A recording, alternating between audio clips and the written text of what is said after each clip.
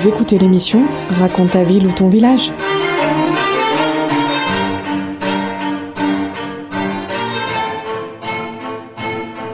Bonjour à tous et à toutes, je suis en compagnie de Rémi Arvieux, artisan cueilleur et cofondateur du collectif Adventis. On est dans son jardin au Pinet, c'est très agréable. Bonjour Rémi. Bonjour Laura. Alors tu vas nous parler de ton collectif, d'où c'est né et nous le présenter. Et donc le collectif Adventis c'est né l'année dernière en juillet. Donc on a monté ce projet avec Aurélie Carillo, donc la seconde cofondatrice.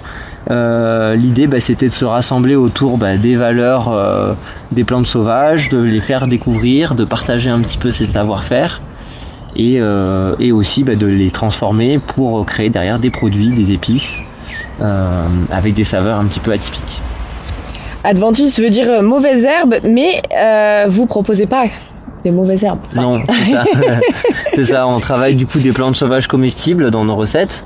L'idée c'était d'en parler un petit peu et de aussi proposer des mélanges avec du coup des plantes sauvages, aussi des mélanges autour de la santé avec des kits et faire en sorte de mettre en avant des recettes ancestrales. Et oui, donc niveau produit, on a de la chapelure, on a du bouillon, on a pour nos salades. Oui, on a fait plein de mélanges. En fait, on travaille en fonction des récoltes et en fonction des saisons. Et derrière, quand on a notre panel de plantes, on réfléchit si on souhaite aller proposer plutôt en mélange à saupoudrer, en mélange à cuisiner. On a aussi là en ce moment le pesto minute pour faire sa sauce à la maison et découvrir des arômes de plantes venant de la forêt ou de la prairie.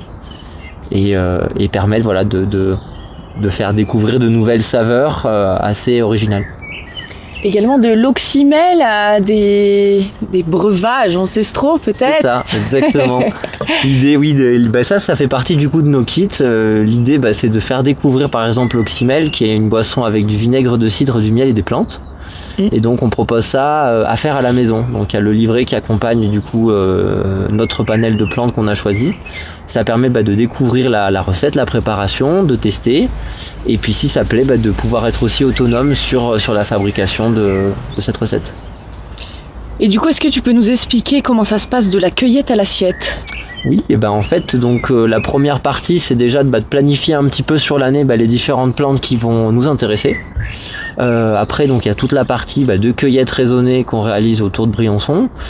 Et l'idée, c'est de prélever uniquement le minimum sans abîmer les milieux pour derrière faire sécher donc toutes ces plantes. Donc ça peut être du séchage de fleurs, de feuilles. Et à partir de cette matière séchée, donc qui est séchée à basse température dans nos séchoirs, on va donc soit mixer en poudre, soit mixer en flocons, ou encore laisser les feuilles entières et faire nos assemblages après dans notre atelier, du coup qui est plutôt la partie d'Aurélie Carillo, donc la seconde cofondatrice. Et donc c'est elle avec tout ce qu'on a qui va composer et créer donc nos différents breuvages et mélanges à saupoudrer.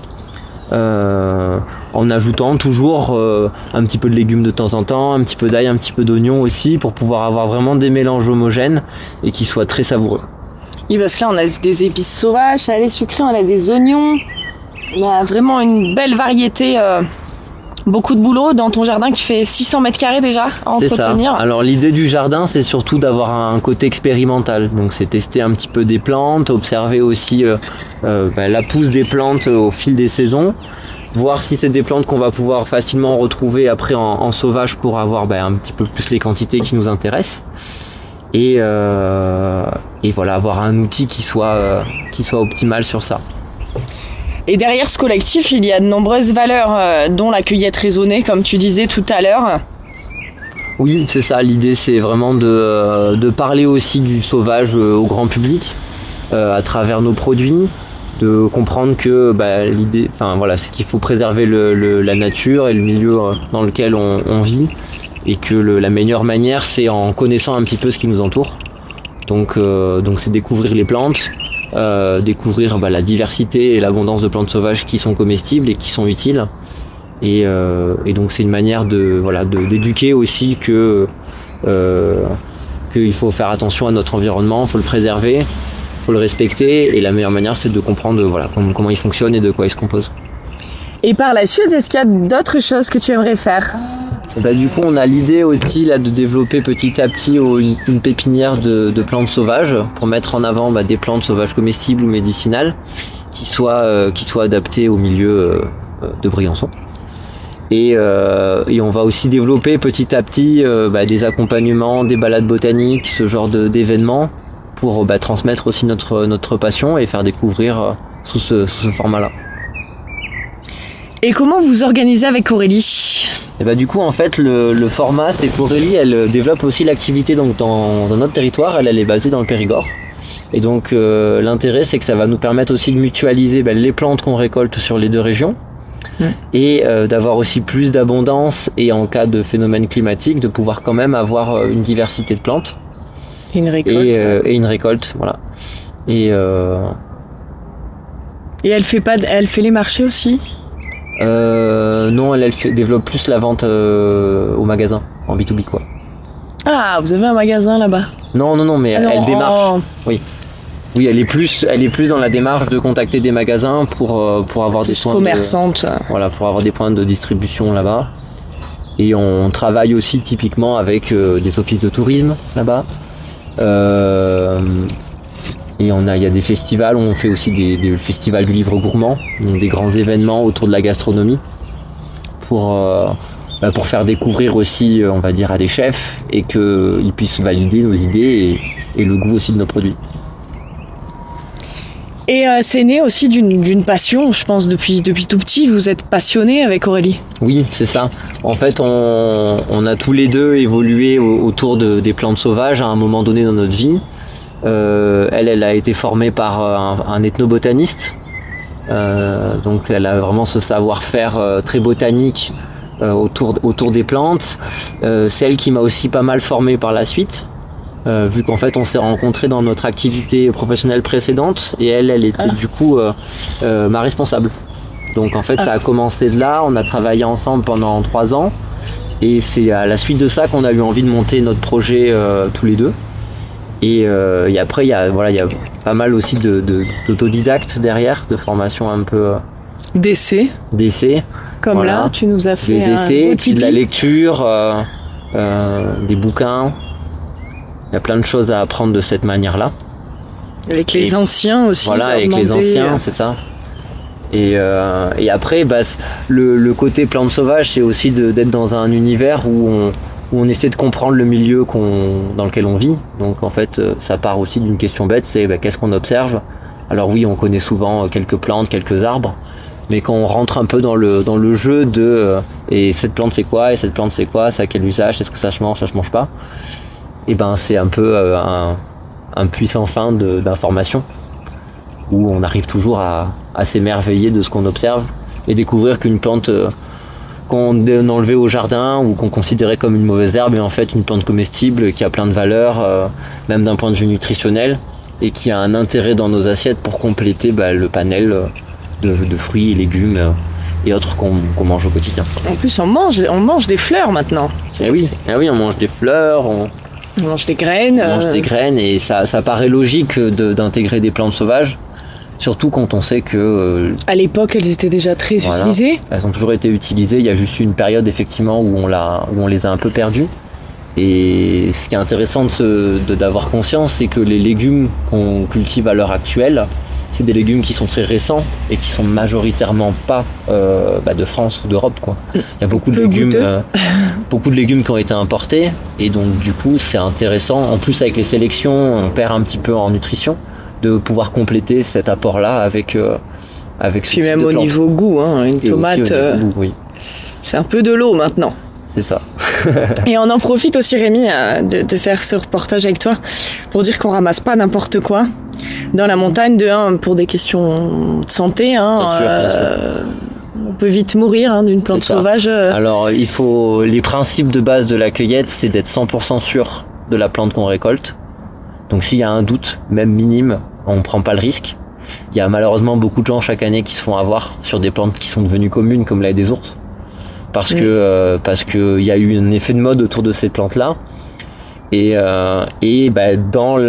souvent dans les milieux où poussent des ours, on peut avoir aussi la colchique et le muguet qui sont des plantes toxiques. Et il arrive chaque année qu'il y a des gens qui se trompent et il y a des décès liés à ça.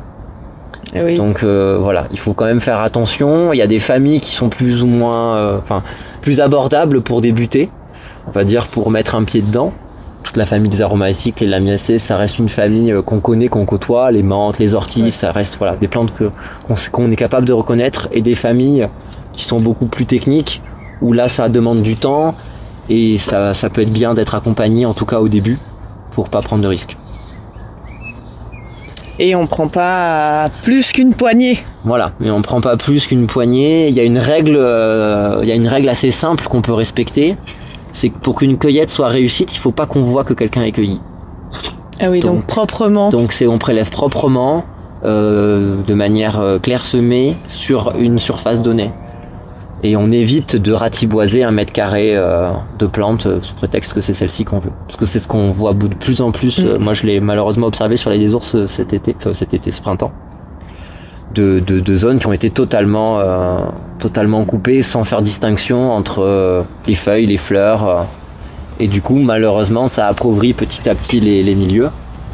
Et ça crée aussi des restrictions. C'est-à-dire qu'il y a certaines régions où maintenant l'ail des ours est devenu réglementé, voire interdit en cueillette sur certains secteurs. Voilà. Donc il faut aussi bien regarder que la plante qu'on cherche à accueillir, on peut l'accueillir, elle n'est pas protégée dans la zone donnée.